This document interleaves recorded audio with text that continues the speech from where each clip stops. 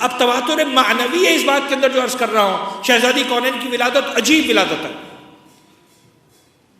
جو علامہ شیخ عباس قمی نے اپنی کتاب منتہی الاعمال، جس کا اردو ترجمہ احسن المقال کے نام سے ہوا، اس میں لکھی ہے، اور آپ جا کے روایت کا مطالعہ کر سکتے ہیں کہ ایک دن پیغمبر اپنے اصحاب کے ساتھ، مولا کائنات بھی تھے، عمار بھی تھے، دوسرے اصحاب بھی تھے، حذیفہ بھی تھے، شیخ ابو ذر بھی تھے، بیٹھے ہوئے تھے. جبریل آئے، اپنی اصل شکل و صورت کے اندر آئے، اور شیخ عباس نے لکھا ہے کہ اصل شکل و صورت کا حال یہ تھا، اب جن کو نظر آ رہا تھا، جن کو نظر نہیں آ رہا، ان کو نظر نہیں آ رہا. جن کو نظر آ رہا تھا انہوں نے دیکھا کہ جناب جبرائیل کے پروں نے پوری کائنات کو، پوری دنیا کو اپنے اندر سمیٹ کے رکھا ہوا. اس کیفیت میں آتے ہیں اور فرماتے ہیں کہ اللہ کے رسول، پروردگار عالم کا حکم ہے 40 دن کے لیے خدیجہ سے دور ہو جائیے، آپ کو جانے کی اجازت نہیں ہے. میں پوری تفصیل بیان نہیں کروں گا لیکن کچھ اشارے ضرور دوں گا. دور ہو جائیے خدیجہ طاہرہ سے. پیغمبر اکرم 40 دن کے لیے جناب خدیجہ طاہرہ سے دور ہو جاتے ہیں، فیصلہ کر لیتے ہیں کہ مجھے حکم الہی سے اجازت نہیں جاؤں گا. لیکن ایک کام کیا، روایت کے اندر لکھا ہے، جناب عمار کو اپنے پاس بلایا اور عمار کو بلا کر کہا کہ جاؤ عمار، جا کر میری بیوی خدیجہ کو اطلاع دے دو کہ پروردگار عالم نے مجھے حکم دیا ہے کہ میں 40 دن تمہارے پاس نہ آؤں. یہ جو نہیں آؤں گا اس کا مطلب یہ نہیں ہے کہ خدا نہ خواستہ اب مجھے تم سے محبت نہیں رہی. ایسا نہیں ہے کہ اگر 40 دن تک نہیں آؤں گا تو میں تمہارے ساتھ رہنا نہیں چاہتا، میں تمہارے ساتھ زندگی گزارنا نہیں چاہتا. یہ امر الہی ہے، لہٰذا اب انتظار نہ کرنا اور رات کو دروازے بند کر کے سو جایا کرنا. حکم الہی بھی آ جائے، پروردگار کی طرف سے بھی حکم آ جائے، تب بھی پیغمبر اپنے اس عمل سے بتا رہے ہیں کہ اس کے باوجود بیوی کے کچھ حقوق باقی رہتے ہیں. ٹھیک ہے، بعض اوقات آپ کی ذمہ داری ہوتی ہے کہ آپ سفر اختیار کریں، بعض اوقات آپ کی ذمہ داری ہوتی ہے کہ آپ مثال کے طور پر رزق روزی کی تلاش میں، زیارتوں میں، عمرہ و حج میں جائیں، لیکن بیوی کے حقوق بہرحال کہیں نہ کہیں باقی رہتے ہیں جن کو نبھانا اور ادا کرنا ضروری ہے. پیغمبر کا عمل بتا رہا ہے. پیغمبر دور ہو گئے 40 دن تک. کہاں پر گئے؟ دو الگ الگ روایتیں. ایک روایت یہ ہے کہ پیغمبر اکرم نے غار حرا میں وہ دن گزارے. شیخ عباس نے جو روایت لکھی وہی لکھی ہے کہ پیغمبر اکرم نے وہ دن حضرت ابو طالب کے گھر میں گزارے، شیخ ابو طالب میں گزارے. یہ جملہ کہا کہ کہہ دینا خدیجہ سے کہ میں فاطمہ بنت اسد کے گھر میں ہوں. پیغمبر اکرم آ جاتے ہیں مولا کائنات کے گھر میں، جناب فاطمہ بنت اسد کے گھر میں. 40 دن تک اس گھر میں قیام فرمائے. مولا کائنات فرماتے ہیں کہ پیغمبر کا طریقہ تھا، روزانہ جب رات کا وقت آتا تھا دسترخوان بچھایا جاتا تھا، دروازے کو کھولتے تھے، مجھ سے کہتے رہے جاؤ علی دیکھو کوئی بھولا بھٹکا مل جائے، مسافر لے کر آؤ، میرے ساتھ غزا میں شریک ہو جائے، میرا مہمان بن جائے. لیکن 40 جب دن مکمل ہوئے، 40 دن افطار کا وقت آیا. افطار کا مطلب یہ ہے کہ اہل بیت اطہار اور معصومین کا طریقہ یہ نہیں ہوتا کہ پہلے افطار کریں اس کے بعد نماز پڑھیں. واجب نماز سے فارغ ہوئے، واجب نماز کے بعد جو ہے افطار کے لیے بیٹھے، دسترخوان رکھا گیا. لیکن آج دسترخوان کوئی اور لے کر نہیں آیا، آج دسترخوان جناب جبرائیل و میکائیل لے کر آئے. پیغمبر کے سامنے رکھا گیا، فرما دیا گیا اے حبیب خدا اس غذا میں کسی اور کی شرکت آپ کے علاوہ جائز نہیں ہے. کہ یہ پہلا دن تھا، مولا کائنات فرماتے ہیں جب اللہ کے رسول نے کہا یا علی آج دروازوں کو بند کر دو، کوئی آنا چاہے بھی تو نہ آ سکے. ایک خوشہ گندم کا تھا، ایک خوشہ کھجور کا تھا، ایک خوشہ انگوروں کا تھا. میں نے اس غذا کو تناول کیا. غذا کو تناول کرنے کے بعد دسترخوان کو لپیٹ دیا گیا. جناب جبرائیل و میکائیل آتے ہیں، بریق جنت سے پیغمبر کے ہاتھوں کو دھلاتے ہیں. جناب میکائیل آتے ہیں، جنت کے تولیے سے پیغمبر کے ہاتھوں کو صاف کرتے ہیں. دسترخوان ایسے کا ایسا سمیٹا جاتا ہے، سمیٹ کر پورا آسمان کی طرف اٹھا لیا جاتا ہے. جو بچ گیا اس میں بھی کسی کو شرکت کی اجازت نہیں ہے. دسترخوان چلا گیا، پیغمبر دوبارہ مصلی کی طرف آتے ہیں. جبرائیل ہاتھ تھام کر روک دیتے ہیں، اے اللہ کے رسول آج آپ کو ان نوافل کی اجازت نہیں ہے. آج کی عبادت کا انداز اور ہے. جائیے خدیجہ کے پاس. پیغمبر اکرم شیب ابی طالب سے نکلتے ہیں، جناب فاطمہ بنت اسد کے گھر سے نکلتے ہیں، تشریف لاتے ہیں بیت خدیجہ میں. رات کا وقت ہو چکا ہے. آج کل کا دور نہیں ہے کہ روشنیاں روشن ہو، اندھیرا علاقہ ہے. دروازہ بند کیا جا چکا ہے. جناب خدیجہ فرماتی رات کا وقت آیا کرتا تھا، جیسے رات ہوتی تھی میں دروازوں کو بند کر دیا کرتی تھی، عبادت کرتی تھی، غزا سے پہلے فارغ ہو چکی ہوتی تھی، بستر میں آ کر آرام کرتی تھی، چراغوں کو بجھا دیا کرتی تھی کہ ایسے میں کسی نے دق الباب کیا، میں نے پکار کر کہا کہ کون اس دروازے کو کھٹکھٹا رہا ہے؟ اس دروازے کو محمد کے سوا کسی کے لیے کھٹکھٹانے کی اجازت نہیں ہے. شہزادی فرماتی میں روزانہ دن میں کئی مرتبہ رویا کرتی تھی فراق پیغمبر میں.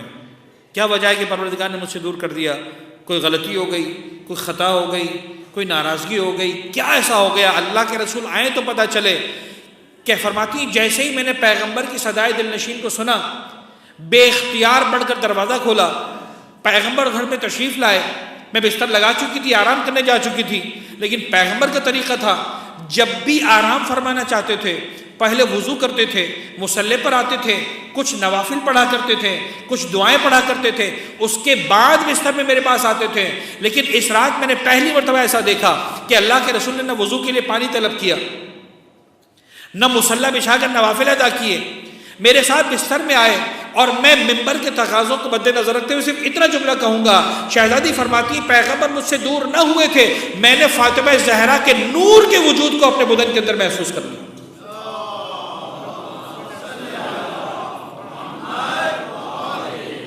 شیخ ہاشم بحرانی العوالم میں کئی حوالوں سے اس روایت کو لکھتے ہیں. علامہ مجلسی نے اس روایت کو لکھا، شیخ عباس قمی نے اس روایت کو لکھا، لیکن ایک تواتر معنوی آ گیا. اب میں ایک روایت اور سنا دوں تاکہ آپ کو میں اس نقطے تک لے کر جاؤں جس نقطے تک شہزادی کی عظمت اور مقام کے لیے پہنچانا چاہ رہا ہوں. خدا کی قسم یہ عجیب نقطہ ہے، عجیب نقطہ ہے. اہل سنت کی ایک نہیں دسیوں کتابوں کے اندر دسیوں کی تعداد میں روایتیں موجود ہیں کہ مدینہ منورہ میں جب شہزادی کونین شادی کے بعد اپنے بابا کے گھر میں تشریف لایا کرتی تھی، پیغمبر اکرم آگے بڑھ کر فاطمہ زہرا کو گلے لگاتے تھے، بوسہ دیتے تھے، اور ایک روایت میں ہے کہ سونگھا کرتے تھے پیغمبر اکرم جناب سیدہ کو. اور جناب عائشہ اس پر اعتراض کرتی تھی کہ یا رسول اللہ یہ محبت کا کون سا انداز ہے؟ بڑی بیٹی آپ اس طرح سے بوسہ دیتے، اس طرح سے سونگتے، آخر کیوں اتنا نزدیک ہوتے ہیں آپ اپنی بیٹی سے؟ پیغمبر فرماتے تھے عائشہ تمہیں نہیں پتا، میں جب بھی فاطمہ زہرا کو سونگتا ہوں مجھے فاطمہ زہرا کے وجود سے جنت کے پھلوں کی خوشبو آتی ہے. کیوں؟ اس لیے کہ جنت کے میں نے پھل کھائے تھے اور اس کے نتیجے میں اس شہزادی کا پہلا مرحلہ حیات وجود میں آیا تھا.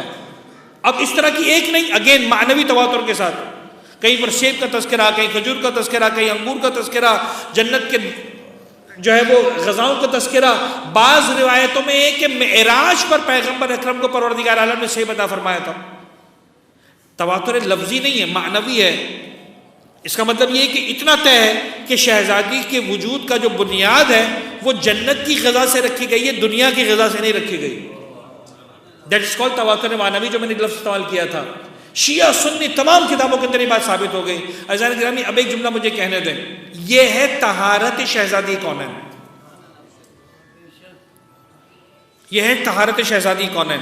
میں ایک جملہ اس بات کو سمجھانے کے لیے اکثر اپنے سامعین کے سامنے پڑھتا ہوں، اور میں چاہتا ہوں کہ نقطہ آپ کے ذہنوں میں اچھی طرح محفوظ ہو جائے. ہم زیارت وارثہ میں ایک جملہ پڑھتے ہیں مولا حسین کو مخاطب کرتے ہوئے، اشہد انک کنت نورا فی الاسلام الشامخہ والارحام المطہرہ لم تنجسک الجاہلیۃ بانجاسہا. پڑھتے ہیں کہ نہیں پڑھتے جملہ؟ اب کچھ مراحل ایسے ہیں جو بہت زیادہ کھل کر بات نہیں کی جا سکتی، جو صاحبان فہم ہے ان تک اپنی بات ذرا آسانی سے پہنچا پاؤں گا. جن تک اپنی بات پہنچا نہ پاؤں مجھ سے درگزر کیجیے گا. اشہد انک کنت نورا، ائمہ طاہرین سب کے سب کا وجود مقدس نورانی وجود ہے. اور یہ جملہ میں اکثر کہتا ہوں، جو مولا حسین کو نور نہیں مانتا اسے زیارت وارثہ پڑھنے کی اجازت نہیں ہے. نورانی وجود ہے پیغمبر اکرم کا وجود، جناب شہزادی کونین کا وجود، ائمہ طاہرین کا وجود. اشہد انک کنت نورا، لیکن پھر کیا کہتے ہیں؟ اشہد انک کنت نورا فی الاسلاب الشامخہ والارحام المطہرہ. مولا میں گواہی دیتا ہوں آپ نور کے عالم میں رہے، اسلاب شامخہ میں رہے، ارحام مطہرہ میں رہے. صلب شامخ، رحم مطہر، یہ کیا ہوتا ہے؟ مادہ حیات، مرد کے بدن میں جس مقام پر استقرار پاتا ہے اسے صلب کہتے ہیں، وہی مادہ حیات عورت کے بدن میں جس مقام پر استقرار پاتا ہے اسے رحم کہتے ہیں۔ یہ نور ضرور تھے لیکن اسلاب میں جانا پڑا، ایک صلب کی بات نہیں ہو رہی، اسلاب شامخہ ارحام میں جانا پڑا، ایک رحم کی بات نہیں ہو رہی، ارحام مطہرہ۔ تم یعنی انبیاء یعنی ائمہ طاہرین، مولا حسین کا وجود مقدس، مولا حسن کا وجود مقدس، پیغمبر اکرم کا وجود مقدس، مولا کائنات کا وجود مقدس اسلاب شامخہ میں جاتا رہا، ارحام مطہرہ میں جاتا رہا، وہ اور طہارت کی منزلیں ہیں۔ یہ فاطمہ زہرا کا وجود مقدس ہے، نہ کسی صلب میں گیا نہ کسی رحم میں گیا، اگر گیا تو کائنات میں ایک صلب میں گیا جس کا نام تھا صلب محمد، اگر گیا تو ایک رحم میں گیا جس کا نام تھا رحم خدیجہ طاہرہ صلی اللہ علیہ وسلم۔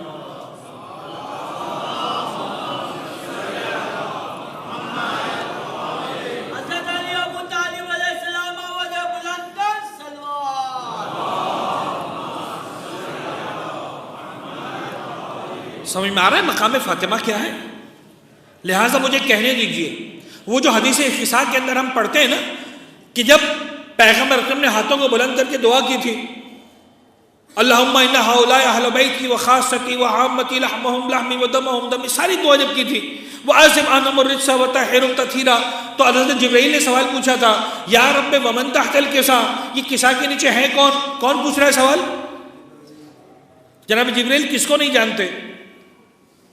پیغمبر کو نہیں جانتے، فاطمہ زہرا کا تعارف نہیں ہے، حسن و حسین کا تعارف نہیں ہے، علی ابن ابی طالب کا تعارف نہیں، کس کا تعارف نہیں ہے؟ ہر ایک کو جانتے ہیں، لیکن عزیزان گرامی حدیث کساء کے اندر تطہیر کی بات تھی، عصمت کی بات تھی، نبوت کی بات نہیں تھی، امامت کی بات نہیں تھی، کسی اور چیز کی بات نہیں تھی، یہاں پر طہارت کی بات تھی، یطہرکم تطہیرا کی سند دی جانی تھی۔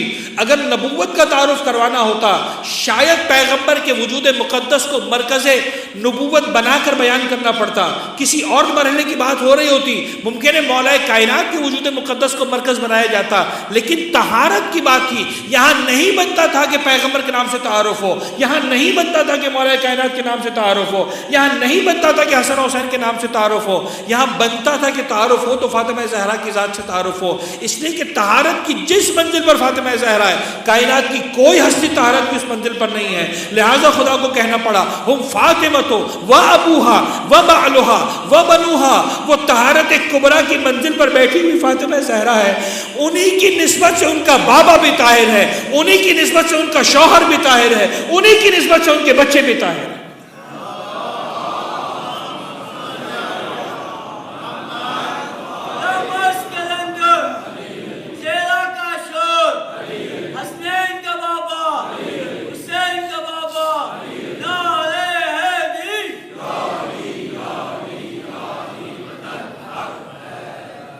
اس منزل پر ہے فاطمہ زہرا، اس مقام پر ہے فاطمہ زہرا۔